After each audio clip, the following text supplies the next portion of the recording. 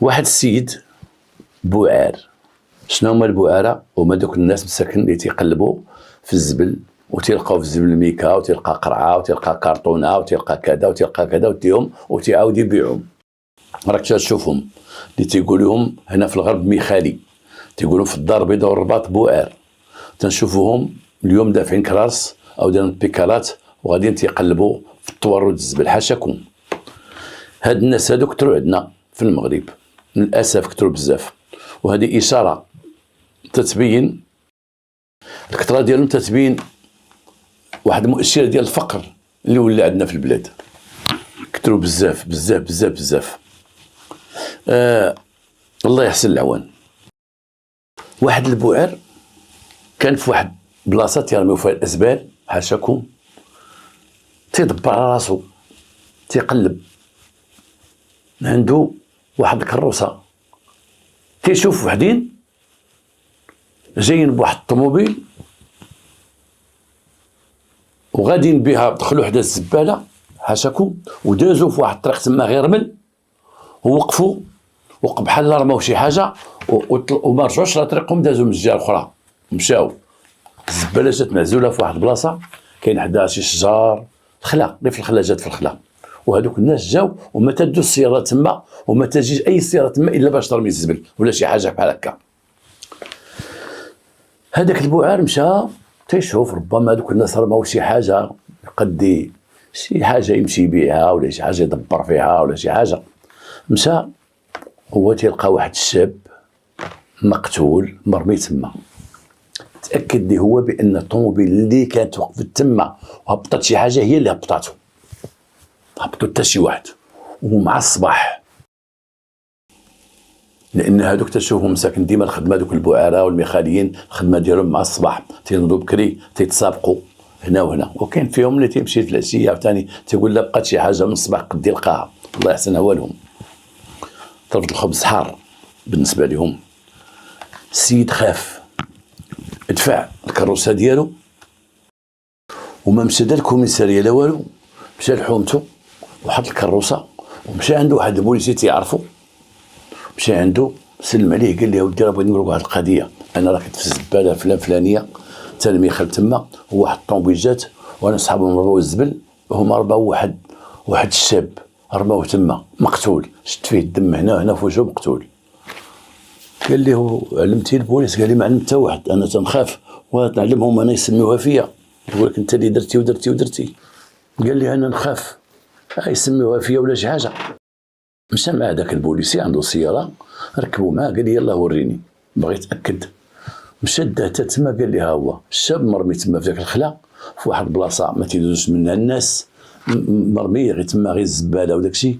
شافوه، علم داك البوليسي لقاعات المواصلات وعلم الرئيس ديالو، وقال لهم انا تنتظركم في اي مكان وراه معايا المخبر. جاو البوليس لأي المكان، جابوا معهم تشخيص قضائي اللي هو مصلحة الجريمة اليوم، جاو باش يديروا المعاينة ويشوفوه. تيلقاو واحد الشاب مقتول، دري باينه فيه نقي والعائلة، اللبس ديالو اللبس مزيان، صباطو في رجليه، الساعة ديالو في رجليه، الوراق ديالو في جيبو.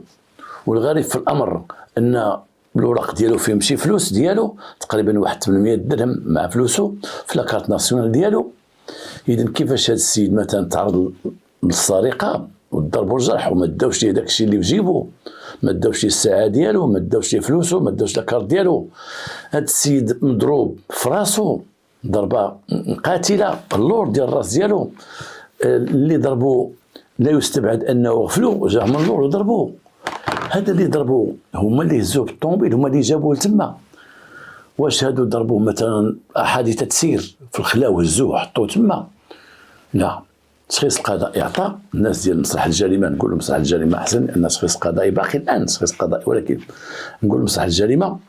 هذا القسم هو اللي ولا دابا تيخدم مع الشرطة القضائية وعطى نتيجة كبيرة الحمد لله في المغرب.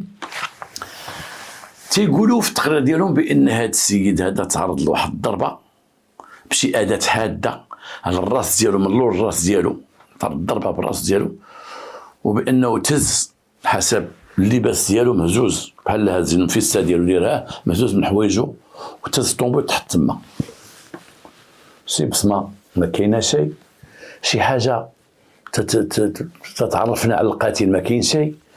كاين غير هذاك المخبر تيقول واحد الطوموبيل بيضاء هاكي دايره اي هي مرسيدس بريك، ديك المرسيدس العائليه، دوك المرسيدس تيقولوا العائليه مرسيدس بريك، تيقول بيضاء هي اللي حطاتو.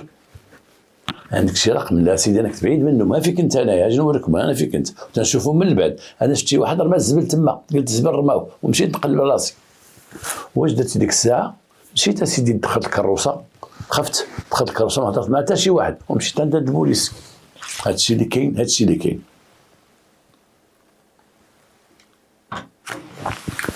هاد الولد هذا عنده بطاقه الوطني ديالو. في البطاقه الوطني ديالو بدا البحث على الهويه ديالو لان عنده البطاقه الوطنيه، وتبين بان هذا الولد هذا العنوان ديالو كاين بانه شاب. هذا الشاب غنهضر لكم شويه على حياته. هو شاب كان تيقرا وقرا الالمانيه وعنده الماستر، وباه كان بيع شراي، عنده مواد غذائيه، والدري قرا مزيان ومشى لألمانيا، وفي ألمانيا بقى 4 سنين، ومن بعد توفى باه. هو في عمره تقريبا 28 عام وتوفى باه، والاب ديالو من توفى رجع هو للمغرب، خلى ليه باه امه وجوج خواتاتو، وحده من خواتاتو معاقه، الاخرى عاديه تتقرا في الثانوي. باه مات على حين غفله كما في المسطر، بانه تيقول هو في المحاضره ديالهم بان با انا تفاجات بالموت ديالو، انه كان صحيح وكان كذا لا يستبعد الناس تعقل به باش مات باه. جا لدارهم، ولكن هو لما جا بنيه باش يدير مشروع هنا في المغرب. عنده با خلى لي شي فليسات، خلى لي حانوت ديال المواد الغذائيه تيبيع فيه. قال ندير شي مشروع لانه جا الحمل ثقيل ديال مو واختو المعاقه واختو اللي تتقرا باش يديهم لالمانيا، وجا صعيب باش يجي يعزي باه كما تنقولوا يدفن باه وكذا ما خبروا ويرجع لالمانيا. ما عمره يخلي هذيك الام، ما يخليه صافي فكر باش يبقى في المغرب. فعلا خدم باع داك الشيء ديال المواد الغذائيه اللي خلى باه، باع داك الشيء كله، حيد المواد الغذائيه تماما، ما عندوش شي وارث اخر معاه في هذا الشيء، لان كاين اختو، كاين هو الراجل، هو كل شيء، هو الولد، هو السعيد الايمن ديال مو، هو اللي كان السعيد الايمن ديال باه، واخا كان تيقرا في المانيا. باه الله يرحمه كان مسكين تيتسنى غيجي من المانيا، غيجيب شي دبلومات وغيجيب. الحمد لله عنده الماستر ديالو المانيه مزيانه. فكر باش يدير مدرسه التعليم اللغه الالمانيه، حيث هو جا بعد ما دار علاقات تما مع الناس في المانيا، وعارف في هذا المجال ديال المدارس اللي تيقراو الالمانيه، اللي تيساعدوا الناس باش يمشيو لالمانيا. وهنا ماشي غير الالمانيه بوحدها، كان تيدير الانجليزيه، كان تيدير الفرنساويه، والانسان يقلب، لان كاين مدارس عندنا هنا في المغرب اللي تيقريو وتيساعدوا الناس باش يمشيو لبرا. راه قلتها واحد المره، راه بزاف المدارس تيمشيو. هنا الحمد لله في المغرب عندنا الى كنتي تقرا راه عندك القرايه قدامك، وكاين الجامعه قدامك، ولا ما كتبش الله عندك التكوين قدامك. الا ما كانش كتب الله راه عندك اللغات تقراهم، تقرا واحد اللغه مثلا الالمانيه والانجليزيه اللي تمكن تحقق بها الامان اللي عندك. راه ماشي غير واحد خرج من المدرسه صافي ستوبي فيه، او خرج من الجامعه ما كتب شيء وكذا تينجحوا غير اللي بغاو ديك الهضره الخاويه. اليوم كاين بزاف المجالات، بزاف الحمد لله. دار واحد المدرسه دارها ديال تعليم اللغه الالمانيه، دبر على واحد البنت وواحد الولد تيقراو اللغه الالمانيه وعندهم دبلومات ديال اللغه الالمانيه هنا في المغرب، وعيط عليهم ودار اساتذه ودار المكتب ديالو ودار هذا، وبدا يتوكل على الله. بدا بولاد الحي ديالو بنات وولاد. دار واحد الاشهار ديالو تيقول مودين نتوما ولاد الحي ديالي نتوما غادي تخلصوا غير الثلث، ولكن ما تقولوش للاخرين. وهذا من خلال البحث اللي بحثوا رجال الامن حول الحياه الاجتماعيه ديالو، تيقول ولاد الدرب تيخلصوا غير الثلث، حيت كانوا تيشكروا في الموت ديالو الله يرحمه مسكين كنا تنخلصوا ليه غير الثلث، ولكن الناس البرانيين تيخلصوا ذاك الشهر كامل، تيخلصوا ماشي بحال الاخرين. فهمتوني اش بغيت نقول لك؟ كانوا هادو تيخلصوا 1000 درهم، الاخرين تيخلصوا 3000 درهم. وجاو ولاد الحي ديالو بنات اولاد وتيقراو الالمانيه، وهو بين لهم بانه تفتح لهم المجال بانهم ماشي غير يقراو الالمانيه ويمشيو بحالهم، ولكن عنده اتصال مع مدارس تيمشي ويجي لالمانيا، مع مدارس اللي غادي تستقبل دوك الاولاد الى نجحوا في اللغه الالمانيه ولا خداو ديبلوم ديالهم في اللغه الالمانيه فين يمشيو يقراو برا او يمشيو يخدموا برا. وهذا الشيء راه معروف وشائع.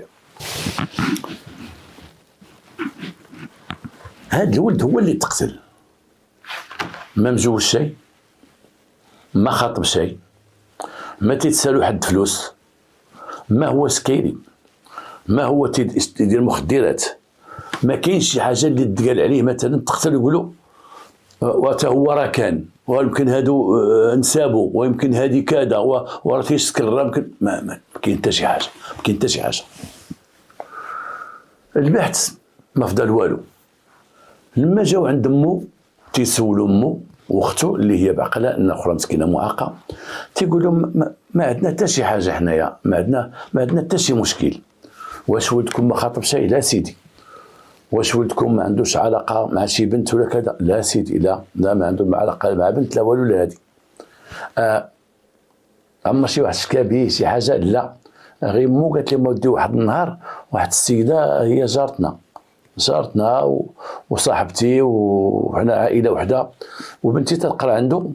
هو جات عندي واحد النهار امها ومت البنت تقرا عنده، قالت لك جات عندي وقالت لي شوفي الله يرحم والديك راه بنتي تقرا عند ولدك، هذا الشيء راه معروف، وراه ولدك كان هضر مع بنتي قال لها واش تتزوجي بيا، وراه قالتها لي البنت الله يرحم والديك حنا راه بنتنا مخطوبه غير يتزوجها واحد السيد وهذا وتتقرا عنده، حنا مابقيناش نجلسوها من المدرسه وكذا وكذا، ولكن عافاك هضري معاه. انا قلت لبنتي الا بغيت تزوجي قولي لها حنا مراضعين، قولي لولدك راه هذيك البنت راه مراضعين باش يخليها ترونكيل. الام قالت لبنتها لما جات قالت لها رجعت عندي فلانه وقالت لك ذاك الولد شي مره قال لك نزوج بك ما نزوج بك حنا ما خبرناش، وقالت لي عاوتاني عافاك الا كانت شي فكره ديال الزواج عافاك تحيدها لانه هكذا، وقول لها حنا مراضعين وهذا وهذا. هاد الام هادي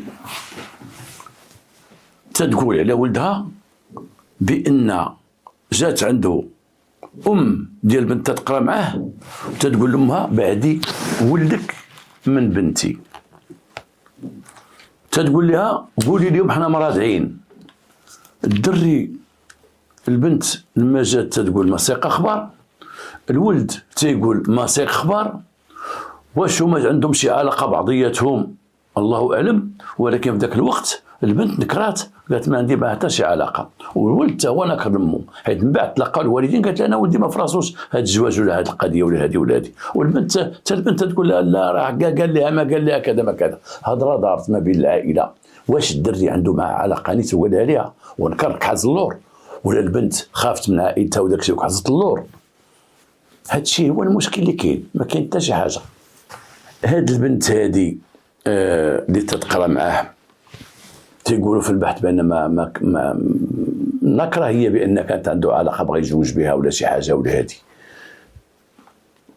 كيفاش ديك المراه مشات تقول ديك الولد المد داك الولد تقول ليه يبعد من البنت، تقول المراه مراضين باش يبعد منها بنتنا راه غتزوجوها. هاد البنت هادي عندها باها لاباس عليه بخير عليه عطار كبير، عندها اختها مزوجه، عندها خوها مسدود في الحبس محكوم ب3 سنين ديال الحبس على المخدرات.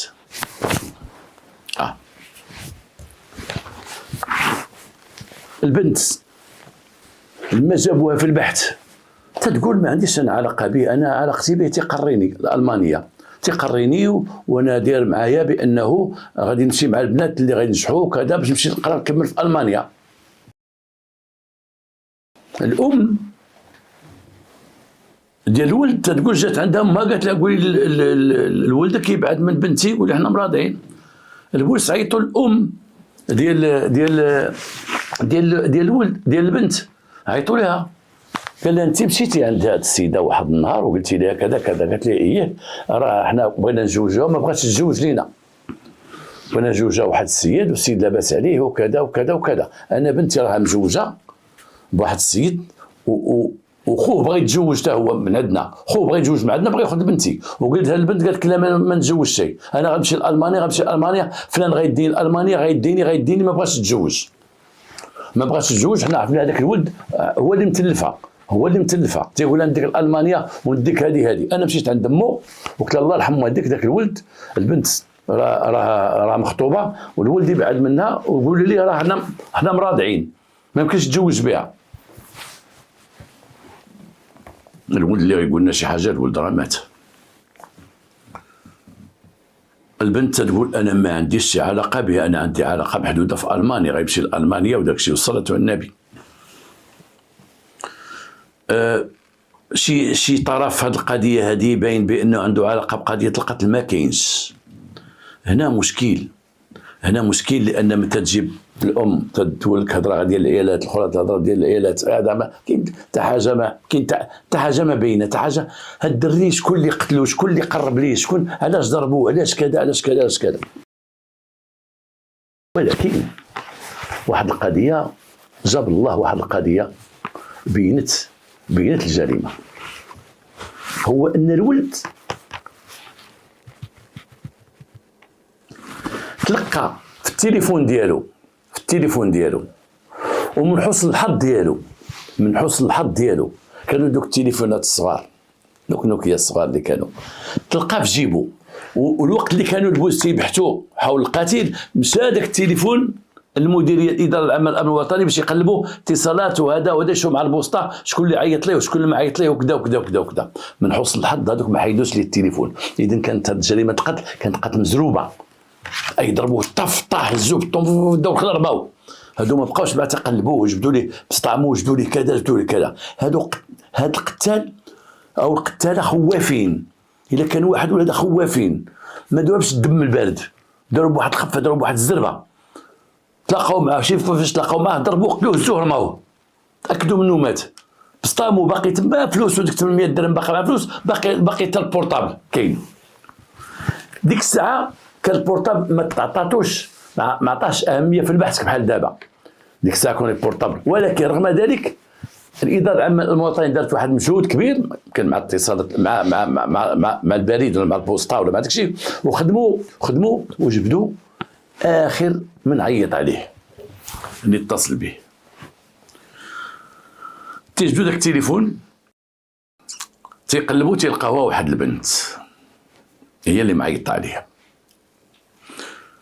هذيك البنت جابوها، عرفوا اتصلوا بها، عرفوا العنوان ديالها، هما يجيبوها تيلقاو هذيك البنت عندها واحد العلاقه وثيقه بخو البنت اللي مسجون في الحبس، داك اللي عنده 3 سنين واللي خرج من الحبس. ديك الساعه مدوز 3 سنين خرج، الموت وقعات تقريبا واحد 20 يوم والاخر خرج من الحبس، كمل 3 سنين وخرج من الحبس وتما وقع الموت. ولكن لقاو هذيك البنت اللي عندها علاقه بهذاك وفايت شدت معاه من اجل المخدرات، ولقاوها هي كما تنقولوا صاحبته، هي اللي تدي له الماكله للحبس، تقول بغا تتزوج به غيتزوج بها، هي اللي حصلت معاه في واحد المره على نقل المخدرات، كانت تهز المخدرات ونقلهم، تقول هي دوزات الحبس معاه وداك الشيء، ولكن هو بقى ليما في المخدرات وتشد هو في الحبس وبقات هي برا، هي اللي مكلفه به دير القفه وكذا ومع اتصال وكل شيء معاه. انا تيقول لها انت عيطتي لهذا الولد هذا اللي تيقري، هذا الاستاذ تيقري الالمانيه، عيطتي لي بالتليفون نهار فلان فلاني، اذا نهار فلان فلاني في التاريخ ديالو هو النهار اللي تقتل الولد، النهار اللي تقتل الولد عيطتي ليه وقلتي ليه اجي راني بغيتك، علاش عيطتي ليه، شنو السبب اللي عيطتي ليه، قدام الناس ديال الشرطه القضائيه هي ما لقات ما تقول، انا ندير بها واحد 4 ولا 5 ديال بها، التليفون شاهد عليها، علاقتك باللي كان في السجين، علاقتك تتعرفيه وتتعرفي ديك البنت اللي تتقرا عنده، وعارفه ربما انت عارفه المشكل اللي بيناتهم، كان بغا يتزوج به كذا، بقاو تيعمقوا معها البحث، حاولت تملص، حاولت تهرب ادروات غوش تهرب، ولكن كما تيقول واحد الضابط اللي كان في البحث، تيقول ما زيرناها ما عندها كي دير والو. عيطتي علاش؟ شمن علاقه عندك به؟ شمن علاقه عندك به ولاش عيطتي عليه؟ وشكون اللي عطاك التليفون ديالو؟ شكون اللي عطاك التليفون ديالو؟ البنت تقول انا فعلا عندي علاقه بالسيد اللي كان في السجن، اللي هو اخت ديال البنت اللي كان غيتزوج بها، وديك العلاقه ديالي به عندي علاقتها مع عائلته، حيت كنت تمشي لعندو للحبس تندير الماكله، ندير الحوايج، ندير هي ندير الكفا، تندير وتنجي عندهم للدار، وانا عارفه مشاكلهم كامله، تيقبلني في الدار لان مو باغاني نتزوج به، وانا ضحيت معاه ودوزت مع حياتي، وتنجي عندهم وانا تنقول لهم كاع ما تمشيو نتوما داك الحبس، انا نمشي ليه، تمشي للحبس تدير ليه كلشي اللي بغا، تيطيبوا كامل وتدير ليه وكذا كذا. وانا عارفه القصه ديال ديك البنت مع داك الولد اللي تيقريها، عارفه بانه هو راه صاحبها، صاحبها وبغى يدير المانيا، قال له غنديك لالمانيا وتما عاد غنتزوجوا، حنا بلا ما نتزوجوا هنا في المغرب، داركم ما يبغيوش وكذا وكذا وكذا وكذا وكذا. وعارفه بان اخت الخليل ديالي اختها بغات تزوجها خو راجلها، لاباس عليه، والبنت ما باغياش، تتقول لهم انا ما نتزوجش، انا بغيت نقرا. اذا البنت تتقول لعائلتهم اللي بغاو يزوجوها خو راجل اختها بغا يزوجوه بها، تتقول لهم ما غنتزوجش به واخا هو كان عنده فلوس وكذا وكذا ولاباس عليه، والبنت تقول انا بغيت نكمل قرايتي وبغيت نقول البنت المانيا. وهنا وقع الاتهام عن المقتول بانه هو اللي ما خلاش البنت تتزوج، هو اللي مدوخ لها راسها، هو اللي بغى يدير المانيا، هو اللي بغى يتزوج بها تما، هو اللي كذا ولا كذا. هذا الشيء اللي جمعها هي في راسها وجمعها من ديك العائله تما، وكانت البنت تعطيها اسرارها. ربما ديك الكلمه تقول ديك البنت تقول لها انا ما غنتزوج حتى شي واحد الا ما نتزوج ذاك الاستاذ، ولكن كانت تقول لها ما تقول هادشي لا لمي لا حتى شي حاجه، انا راه ما غنتزوجش. بحال هذيك البنت كانت تشكي عليها هاد خيتي، ولكن خيتي زاد داكشي كله وحطاتو للخليل ديالها ما خرج من الحبس. قالت لي شوف اختك راه بغات تزوج، اختك راه بغاو يزوجوها، الخو اختك الاخرى اللي مزوجه وراه ما بغاتش، اختك راها مع داك المعلم اللي تيقرر المانيا، وداك المعلم راه تصاحبت هي وياه، والمعلم راه غيدار المانيا، قال لها نتزوجوا في المانيا. لما هو مثلا بدا تيبين البنت بغي نتزوج بك وهادشي تشاع وتعرفت عند امها ما بغاتوش يتزوج بها داك المعلم، اختها ما بغاتهاش تتزوج بك، المهم بغاو لها الراجل اللي بغاو هو اللي عنده فلوس، وهذا الشيء كان شد لي نطلق لك من التحت، وهذا الشيء هذيك خيتي عايشه معاهم وسامعه لك الاخبار كامله وحطاتها للاخر. الاخر ما هضرش وما تكلمش، الاخر حباس، ماشي مشى عند داك الولد يقول لي اش بغيتي عند اختي بعد منها، ولا دار شي تدخل مع عائلته يقول له يخليه يتزوج بها، ولا شاف هو غير شاف اختو الاخرى مزوجه واحد لاباس عليه، وخوه لاباس عليه، تا هو مشى مع داك الدرب ديال لاباس عليه. اش دار؟ حنا نخليو البنت قالت هاد الهضره هادي، نخليو البنت ديك اللي تدير الحبس هضرتها اللي تتقول العلاقه ديال هادشي اللي عاودت لكم، ورجعوا لها خينا هذا اللي خرج من الحبس. هذا اجدر من خرج من الحبس. لما قرا عاودت لي القصه كامله على اختو وقالت لي عندك تكذب عليكم، راه بغات تزوج به وغيدير المانيا، وراه بغات تاخذ داك خو نسيبكم، وراه ما بغاتش كذا كذا وطاطا. الاخر خارج من الحبس لقى واحد الفكره يديرها، قال لهم جلسوها من القرايه ما تقراش. جا عندها قال لها تمشي ديك المدرسه الالمانيه نقطع لك رجليك، ما تبقايش تقراي، غادي جلسي في الدار. زعما الا جلسوها في الدار غادا البنت تزير، ما غتلقى كي دير، ما غتخرجش عنده، ما تبقاش تقرا، ما تبقاش الالمانيه، غتعطي راسها الزواج داكشي اللي بغا ويجوجوها الراجل. البنت بقات شاده ما صافي، انا ما غنتزوجش، انا عمري نتزوج كاع ما ذكر لي الزواج، ما غنقراش انا نبقى جالسه في الدار.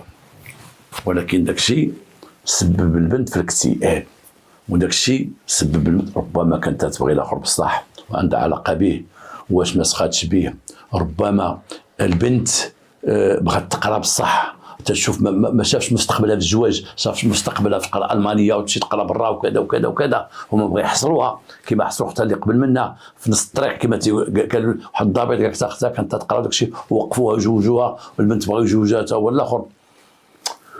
البنت ولات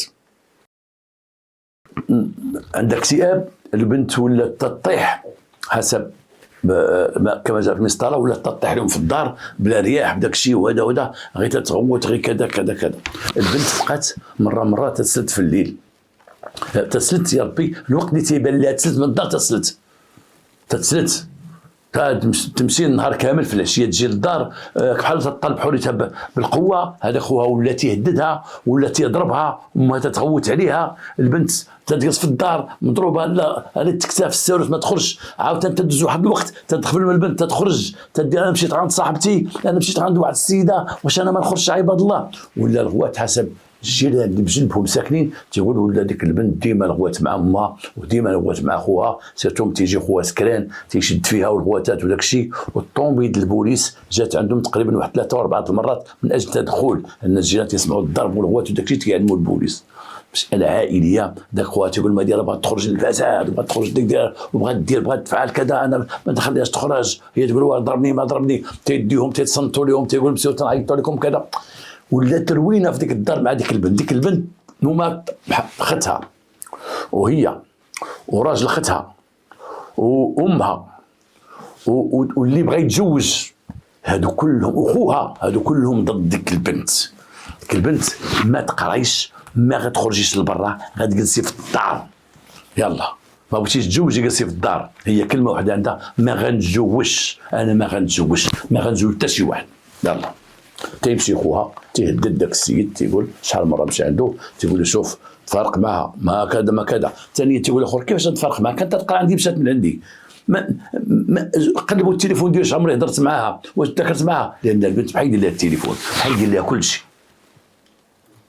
البنت بقات على ديك الحاله حتى نهار اللي عيطوا لها البوليس، حتى هي لما تبين بان الاخت تقتل حتى هي كانت ناس عيطوا من البوليس.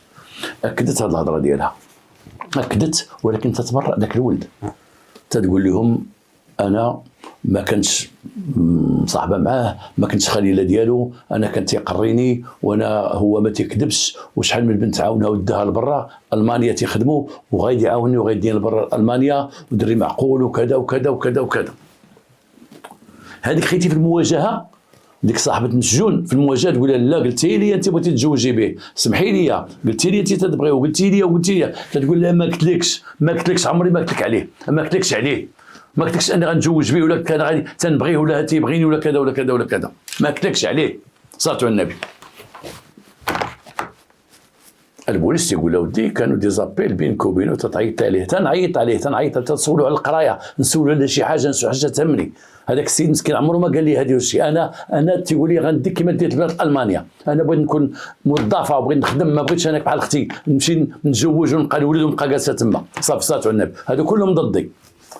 البنت كانت في واحد حاله ديال هستيريا كبيره، لان تيقول هذاك الضابط تيقول بان تقدم امامنا معني بالامر، وكانت تتجاوبنا بواحد الحاله هستيريه وتتغوت، وانها كرهه عائلتها وكرهه دارهم وكرهه الجميع. مع من نبقى لحد دابا مع صاحبة المسجون على التليفون ديالها، علاش عيطتي عليه؟ لان مسطره جريمه، لان جنايه تسمعوا جميع الاطراف، قلت لكم كل طرف اش تيقول، ولكن رجعت لكم مولا التليفون. علاش عيطتي عليه ذاك النهار وقلتي لي اجي عندي وراني بغيتك، ولا شنو بغيتيه شنو كاين؟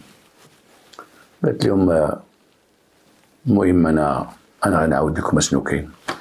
قلت لهم ديك النهار جا عندي ميلود، حنا خدينا هذا الاسم ميلود على ذاك السجين اللي هو الخليل ديالها وصاحبها ولا غيتزوج بها، جا عندي وقال لي عيط على فلان وقول ليه يجي عندك، وقول ليه راه توريه عندك، حنا سمينا هاد البنت توريه باش ما تلفكمش الخط، البنت اللي هي كانت تقرا المانيا واللي وقع لها هذا الواقع معاه.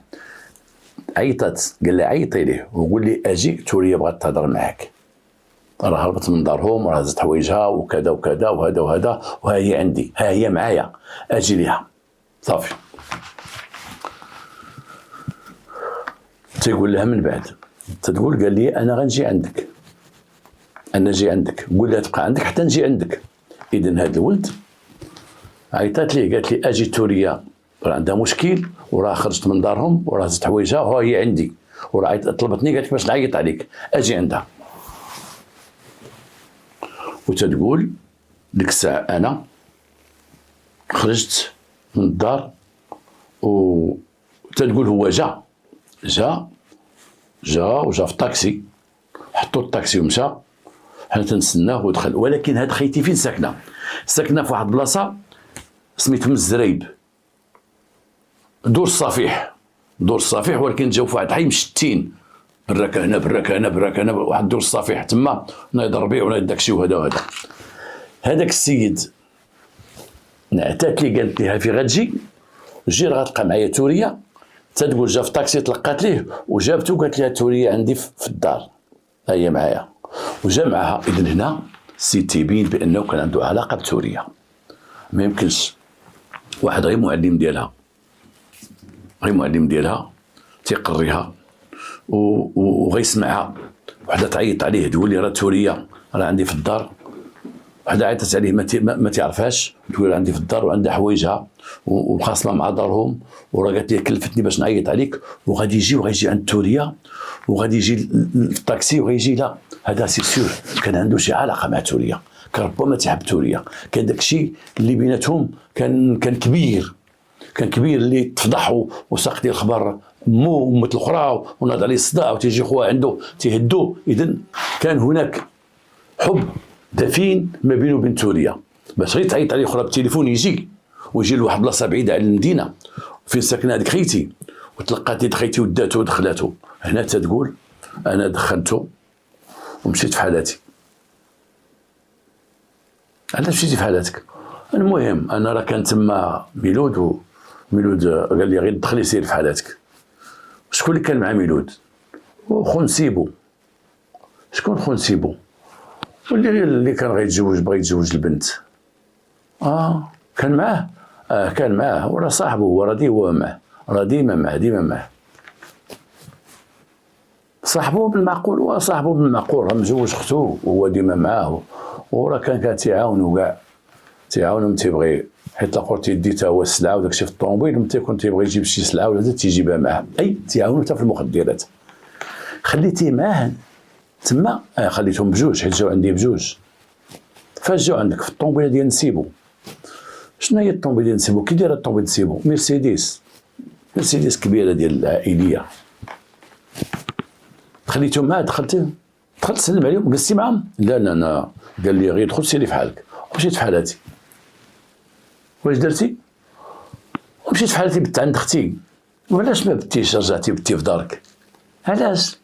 السيد جا تما مع العشيه دخلتي عندهم، كيفاش؟ اشرحي لينا، زيدي اشرحي لينا اش تقول. تيقول داك الضابط حاولت، هي واقفه لهنا كما تنقولوا حنا البوليس في البحث ديال الشرطه القضائيه. شي واحد ما تيقرب الحقيقه وتيبقى يتهرب منها، فهمتي؟ تيقرب الحقيقه ولكن تيبقى يتراجع. تتقول لي راه واقفه لك هنا، غير قول خرجها، هي واقفه لي هنا، هي بقات واقفه لي هنا.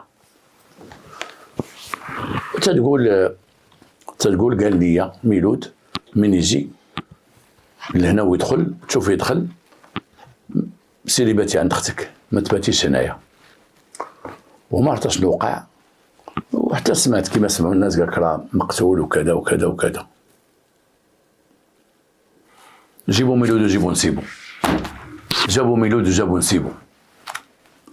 المواجهه ميلود وانت نسيبو، صنتوا لها اش تقول. هادي ميلود قلتي ليها عيطي للبنت، عيطي للولد، استاذ ديال الالمانيه، عيطي ليه بالتليفون وقول لي اجي، وقول لي راه سميتها توريه كما سميناها، راه عندي في الدار، وقلت لها راه مخاصمه مع دارهم، راه هزت حوايجها، وجابته وجا في الطاكسي ودخل عندكم، وقلت لها بدي تدخل سيري في حالك. قول يلا هضري، قول اش كاين، عزلوهم كل واحد بوحده، وعزلوا ميلود مع نسيبو. ميلود حريمي لانه مدوز الحبس في المخدرات وحباس، تعرف يتلوى في الهضره، لا انا ما انا وانا بعدا انا كذا كذا. نسيبو خمقي ما عرفش كيفاش يلعب، جا قود قال لي ما ودي انا، قال لي يا ميلود يلاه معايا تخينا خصنا نصفيوها مع البنت، ما غتفرقش معاه، انا ما غتزوجش بها حد معاها تخينا، وانا تنبغيها الصراحه لان اختها مزوجه الاخ ديالي صدقات ليه، اختها بنت الناس صراحه، هاي دات مع جوج وليدات عايشه معاه مزيان، هاد العائله الله يعمر هذا، وخا خوهم تيدير داكشي د المخدرات والله الا الله يعمر هذا، وانا بغيت نزوج هاد البنت هادي صافي، انا حطيت عيني عليها صافي. هما قالوا لي عطيناها لك، راه كان غير مدرسه ما تقراش، هتبقى في الدار تتبغي، واخا ما بغاتنيش ها ما عرفانيش اش تنسوى. من دخلتو المعلم للدار قول لنا شنو وقع، ودخلناه. الاخر انا ما شرحش ليا، قال لي انا ما نصفيوها، انا ما عرفتش كيفاش غنصفيها لي، واش غيتذكر معاه ولا يهضر معاه ولا يهدو ولا داكشي. المهم جينا لتما، المهم حنا جالسين، هذيك خيتي عندها واحد الكراسه ديال القصب في ذاك المريع عندها، جلسنا فيه، جلسنا كاين الطابله جلسنا، قال لي فلان، قال لي نعم، قال لي اش جيتي دير هنا؟ قال لي انا واحد السيده عيطت ليا قالت لي راه توريه راه خاصنا مع دارهم وكذا وكذا، وانا راه مرت خوها وهذا وهذا وجيت عندكم. انا جيت دخلت دابا الغفله، اخويا كانت توريه نردها لدارهم ونحلف لهم بان ما عندي بها حتى شي علاقه، وبغيت نساعدها وبغيت كذا كذا. تيقول هذاك السيد تيهضر وميلود ناض وقفلو من اللور وجبد واحد المقده، تيقول كان موجهه ميلود، وجا من اللور وضربوه وجالس على كرسي وضربوه راسو. في اعاده تمثيل الجريمه تيقول ميلود لما كان داك السيد تيهضر وجلس ودخل وجلسنا وسدينا الباب وجلس وبقى تيهضر، وقلت لي اجابك، انا بقى تيعاود وبقى تيهضر مع نسيبي. انا في ذاك الوقت ما بقيتش تنعرف الهضره اش تيقول واش تيعاود، انا ما بقيتش تنهضر صافي، انا عيني عماو ان هذا بغا يخرج على اختي وخرج عليها وكذا وغدا، يمكن اغتصبها يمكن دار لها، انا عيني عماو، هذا بغى يشوه هنا العائله بغى كذا، واختي راجلها موجود اللي غيتزوج بها وهذا ولا، اذا هو استغل الظرف ديالي في الحبس ولا تكرفس على عائلتي وتيدير. انا قال لهم كان تيعاود ديك القصه ديالو مع اختي ما ديتهاش فيه، انا عندي مقده ديالها ورايا هزيتها عطيتها به، الشيء اللي عطى الله. اعترف ميلود بانه هو اللي قتل وهو اللي ضرب الاخر. ميلود تيقول لهذاك نسيبو، تيقول لك غيتزوج البنت في المواجهه، تيقول نعم وكان على علم، قلت لي غادي نصفيوها ليه ونهزو الربيع ديال الموشيخله، جيب الطوموبيل، جيب معك الطوموبيل غنديرو نصفيوها ليه صافي، ما يعرفوا شكون اللي قتلو، دبر راسو صفيوها ليه والبنت هي ديالك وكذا وكذا وكذا وكذا. الاخر بعلمه بانه غيجيبوه، بعلمه بانه واش يديروا بجوجهم تما، بعلمه. مولات البيت مولات الدار كما تنقولوا، مولات البيت عينها في خزيت، هذيك خيتي على علمين من غنجيبوه خرجي في حالك، لان بنت الحبس مدوزه الحبس مع ميلود وعارفه.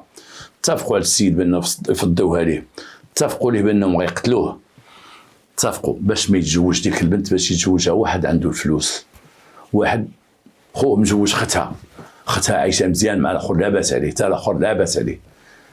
من البلاد جابوا فلوس من البلاد يمكن ولا ما عرفت، جابوا له واحد البنت كتشوف مستقبلها، واحد البنت بغات شي واحد من الطينه ديالها، قاري مثقف، يقد يتزوجها، يقد يدير المانيا، شافت مستقبلها تحل قدامها. احنا ما نتهموهاش بانك انت تشوف غير في الزواج، ولكن هي كما تقول بغات تقرا وبغات تمشي لالمانيا وبغات توظف وبغات هما لا، حبسوا لها حياتها، حبسوا لها بحال دوك الناس اللي تيقول لكم ديما ودي اش بغات تمشي قرايه انت، عاوتاني الله يجيب لها شي ولد الناس، الله يجيب لها شي نقرا فين غبر نحاسها، هادشي اللي غنقولوا. ها هي جالسه تيجيب لها الله شي ولد، شي وحدين عندهم في راسهم غير ولد الناس، الله يجيب لها ولد الناس، الله يجيب لها ولد الناس، قسم من القرايه الله يجيب لها ولد الناس، قسم من الخدمه الله يجيب لها وسط الناس، كبرات ودي ما بقات قرايه، زواجها احسن تزوج ودير دارها، هذا الشيء هذا جواج. حنا نشوفوا دابا دوك الزواجات العوجين اش عاطينا في المحاكم الشرعيه واش عاطينا في المغرب، نسبه الطلاق اش دايره، طلاق تيخموا في جواج بناتهم قبل ما يخبيو في مستقبل بناتهم وقرايات بناتهم ويطلعوا لهم موظفات ولا شي حاجه غير الزواج. تيخموها في الزواج، غير الزواج. باقا واحد الفئه عندنا في المغرب دوك مواليد 1950 1940 باقين شي عيالات وباقين شي رجال اللي تنظم الافكار، باقين اللي ما غيتصاوب المغرب تيتحيدوا. لا قرايه لا هادي لا هاديك. الجداد راكم تتشوفوهم وغاديين الولاد تيبرزوا في الدراري وغاديين في الزنقه تلقاهم قدام باب الحبس وقدام باب لابيجي وقدام السبيطارات وقدام وغلاضات. وهذا بحال هاد النوع هذا تيفكروا في ولادهم ما تيفكروش. خرج ولدهم من المدرسه يقول لك يا ودي انت شايق واخا يقرا شايق لي راه بالباك من الليسانس والباك وما عرفتش داك الشيء وراه ما جالسين. تحرض الناس باش يجلسوا ولادهم كما جلسوا ولادهم كما جلسوا ولادها هي. هاد خوها فكر فكره عوجه، قال مع داك خينا قال يتزوجها والسلام، ما بغاتش وحنا معاه نحيدوه. وما يحيدوا داك السيد ورماه وقتلوه. مشاو هذوك العصابه ب4 بهم مشاو للحبس ومشاو بالحبس الطويل. تكون عصابه عصاميه والقتل وكذا وكذا وكذا وكذا. مشاو وتحكموا ب30 عام. هي 30 ديك مسخوطه ميلود 30 نسيبو 30 اللي كان غيتزوج 30 بثلاثه بهم يا ربي، بثلاثه بهم مشاو للحبس، بثلاثه بهم اتفقوا على جريمه. ميلود حيت هو بزنس ديال الخلا غير تيبيع المخدرات، ولا جلس مع اختو وهضر معاها وتذكر معاها، ولا هضر مع داك الاستاذ ويشوف شنو في راسو، يشوف شنو في راسو. اولا هو خرج من الحبس سمعتك انتيا وليتي مع واحد خينا وتصنتي يا بنادمه وهاد القرعه ما عندنا بنديرو بها الدار، والله ما تخرجي من الدار. والبنت انفجرت وداك الانفجار سبب لهم في النداب ذاك النهار الاكتئاب، ولا تتغوت ولا تطيح بلا رياح. عيطوا للبوليس، مشاو للبوليس، جاو البوليس حتى لقاو ما الحل النهائي وما يحيدوا. زعما الا حيدوا هذاك مات وما تلقاش ويدوزوا لكذا. وباش تعرف بانه في اعاده تمثيل الجريمه تيقولوا ومومون نضربوه هذاك الضيف كما غنسميوه داك النسيب تيقول انا غاشتو ضربو والدم تيسير وطاح وانا خرج جلست في الطوموبيل. واحد الوقت حل الباب قال لي اجي عاوني قال لك هو يدخل قال لي هز من رجلين، هما يديروا في الطوموبيل اللور، رمى في الطوموبيل زادوا هنا مرهوفين تالفين تقطيع وجه، هزوه رماوه بكل شيء. الحمد لله ربي كاين، الروح عزيز عند الله. خلي لي ورقاته باش تعرف سيد ايدونتيفي. وهنا تنقولها السلطه القضائيه وداك الشيء راه من اهم الحوايج هي تعرف الميت شكون هو. لباس السلطه القضائيه والدرك الملكي اهم حاجه لما تلقى واحد السيد مقتول مرمي بواحد الجهه، اول حاجه تخدم عليها شكون هو هذا السيد، تخدم على الامبران، تخدم على الكرني ديالو، تخدم على اولا شكون هو الميت. راك قبل ما تبدا تقلب على القتيل بعدا شكون هو هذا راه تتسهلك الطريق بزاف د الحاجات. ها انتم شفتوا هزوا وداو وغادي يجري ما تجري وداو حاجه. وسمحوا لي ما كتبش واحد القضيه بانهم هزوه داروا في الطوموبيل وبقى في الليل في الطوموبيل وبقاو هما في الطوموبيل ومشاو شربوا في الطوموبيل في الخلا وتسناو ديك طلعت الصباح ومشاو رماوه. كانوا تيخموا اش غيديروا وهزوا في الطوموبيل وتعترفوا بانهم جابوا الشرب بقات تشرب في الطوموبيل. الاخرى مشات عند خاتها ما كانتش معاهم وتيقولوا شربنا في الطوموبيل، هو كان في الطوموبيل لان الطوموبيل بريك غطاو بواحد واش خلوه في الطوموبيل وبقاو تيشربوا بجوج جالسين. ومره تيتحركوا كما تيقول هو مره تيتحركوا تيمشيو لهاد الجهه يدوروا لهاد الجهه تيدوروا في حتى طلع النهار. من غريب الصدف علاش ما يرميوش في الليل، يديو في الليل يرميوه في داك الزباله. علاش ما رماوش في الليل؟ شنو كنت تيفكروا كيما قال واحد داك النسيب تيقول ليه شوف خليه تما حتى تقطع الحجره والشجره كما تيقولوا، ما بقى حتى شي واحد يدوز، خليه تم تيود الفجر خليه صافي. اش غيديروا؟ جابوا الشراب ومشاو وقفوا حدا دارهم. ميلود تيقول وقفوا حدا دارهم بقاو واقفين وجاب شي ماكله من دارهم وخرجها وبقى تياكل قطعه وبقى تياكل هو وياه. وانتقلوا ومشاو حدا واحد الجرده ديال ديك خينا عنده شي جرده زارع فيها شي افوكا وداكشي، مشاو جلسوا فيها بقاو رايحين فيها تما في الطوموبيل وتيشربوا. وفي الاخر لما طلع النهار طلع الفجر ناضوا مع الصباح وفكروا باش يديو ديك الخينان ديك الزباله ويحطوه تما يبعدوا منهم. حتى داك المسكين داك البوار تا هو تينوض بكري الزباله ما يجيش شي وحدين اخرين يديو داك الزبل ديالو، هو اللي شاف الطوموبيل حطوه تما. ربي بغاهم ما يرميوش ديك الجثه ليلا، ربي بغاهم يخليو ليه التليفون ديالو، ربي بغاهم داك البوعار يشوف الطوموبيل. كتب لي الله باش ينوض في النبوري، راك تشوف مساكن تينوضوا مع الفجر تيدوروا دوك الكراس ديالهم تيدوروا باش ينوض بكري. وعماهم الله بالخوف اللي عطاهم قالوا بو يشربوا، ربما الشرب يعطيهم الزعامه باش يعرفوا كيديروا ليه، وبقاو تيدوروا به. وهنا تنتفكر واحد الجريمه دارها واحد السيد، هز واحد البنت من واحد الديسكوتيك، وقع بيناتهم موقع وقتلها ودارها في الكفر ديال الطوموبيل، ورجع لديك الديسكوتيك اللي كان فيها وبقى تيشرب حتى الصباح، والبنت في الطوموبيل. هزها من داك الديسكوتيك وجاو ودخل عاوتاني رجع للديسكوتيك، خدام تيشرب فيها وكذا وكذا وكذا وكذا وكذا.